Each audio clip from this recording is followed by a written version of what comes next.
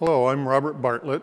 This summer I'm going to be teaching a course, Political Science 159, International Environmental Governance.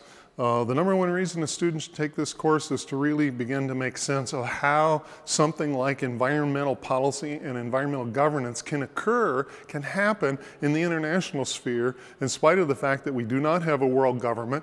There's no organization or government that has the power to tax people internationally. There's no international police force, but nevertheless, environmental policy does happen. And some of the most severe problems that modern society faces, global warming, ozone depletion, the extinction of species, pollution of the ocean, damage to Antarctica, all of these kinds of issues are being addressed, still inadequately, but being addressed in the international sphere in spite of the fact that we don't really have any kind of international government system. How could that possibly be the case? How can that work? Well, it does work, and understanding exactly how this international system operates and how it positively and inadequately deals with environmental problems is what this course is about. It's exciting and interesting because you'll be studying things like international non-governmental organizations, the interaction of environmental politics with other kinds of politics, war and peace, economic issues, and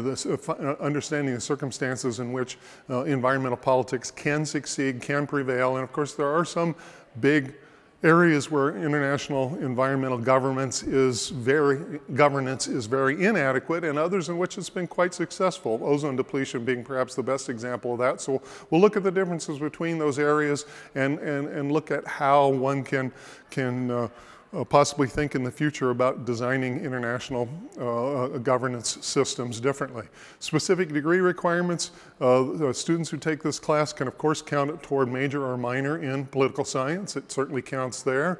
It also can be used by any student who wants to use it for their major or minor in environmental studies.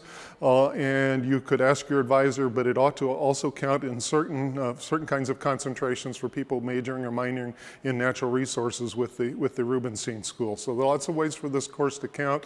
You might also inquire if you're doing international development coursework in the College of Agriculture, because there are certain circumstances in which it can be counted for those degree requirements as well. So I look very much forward to working with you this summer. Thanks.